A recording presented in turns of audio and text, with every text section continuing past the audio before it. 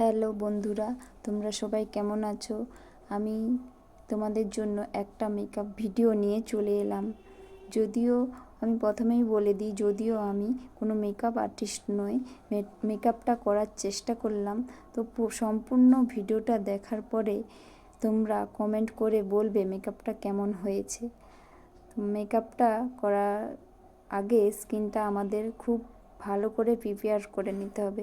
তো আমি face wash করে স্কিনটা ভালো করে শুকিয়ে নিয়েছি। দেখো আমার স্কিনটা ভালো করে ড্রাই করে নিয়েছি। তারপরে আমি বায়োটিকিউর একটা টোনার ইউজ করলাম।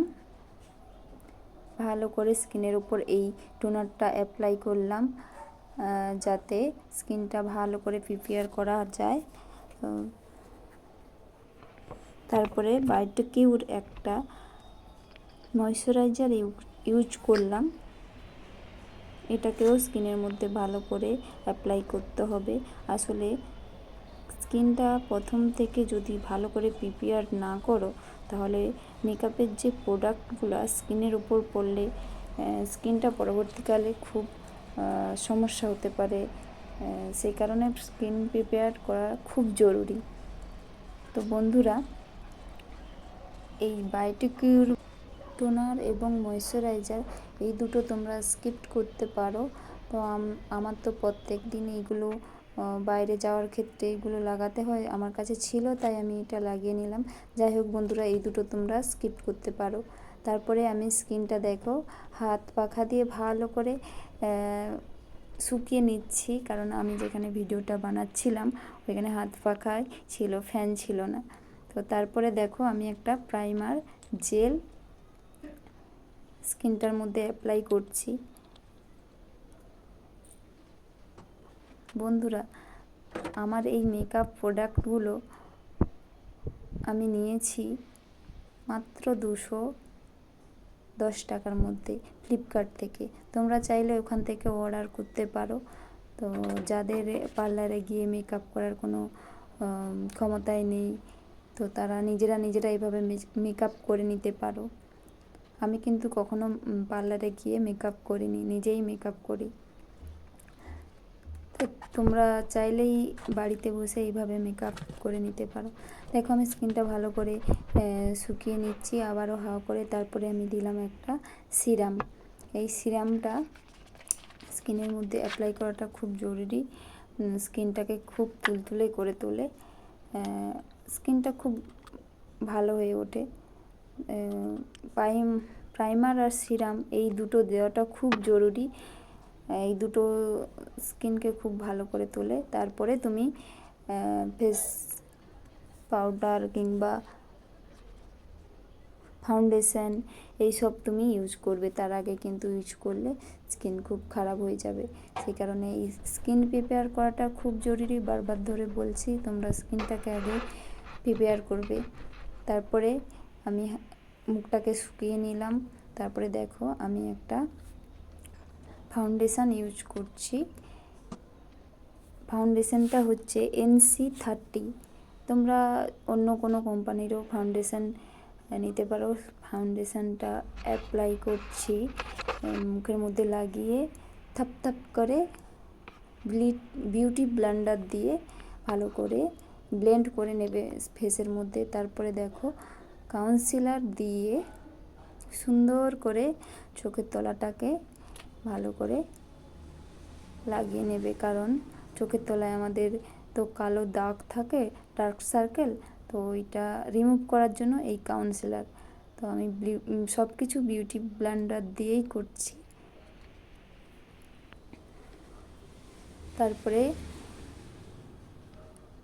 Compact powder. তো এইভাবে সবাই হয়তো কম্প্যাক্ট পাউডারটা লাগায় না, কিন্তু আমি অ্যাপ্লাই করি। আমার মনে হয় এটা লাগালে মেকআপটা অনেকক্ষণ থাকে, সেই কারণে আমি পুরো ফেসটাতে লাগিয়ে দিয়েছি। মেকআপ সেট ওয়াটার দিয়ে ভালো করে মেকআপটাকে সেট করে নিলাম। তারপরে হাওয়া দিয়ে ভালো করে শুকিয়ে নিলাম।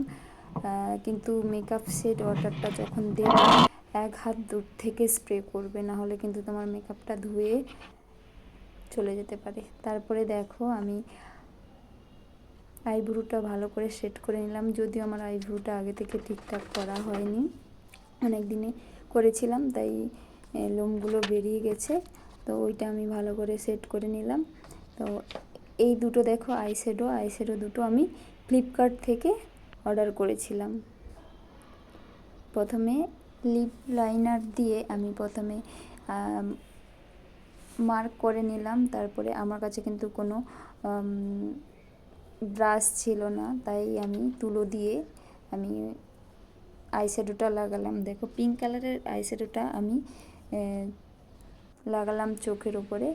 তো আইশ্যাডোটা যখন লাগিয়েছিলাম চোখের ওপরটা মনে হচ্ছিল যে আইশ্যাডোটা এলোমেলো হয়ে গেছে, সেই কারণে আমি একটা সাদা কালারের আইশ্যাডো দিয়ে ওইটাকে আমি সেট করে নিলাম। তারপরে দেখো পিঙ্ক কালারের একটা আইশ্যাডো দিয়ে গালটা টমেটোর মতো লাল লাল করে নিলাম। তো গাল, চোয়াল, নাকের ওপর একটু করে লাল লাল করে নিলাম, কিন্তু আমার কাছে কোনো ব্রাশ ছিল না, সেই কারণে আমি বিউটি ব্লেন্ডার দিয়েই সব কিছু করে নিলাম। আর তুলো দিয়েই এগুলো আমি সেট আপ করছি।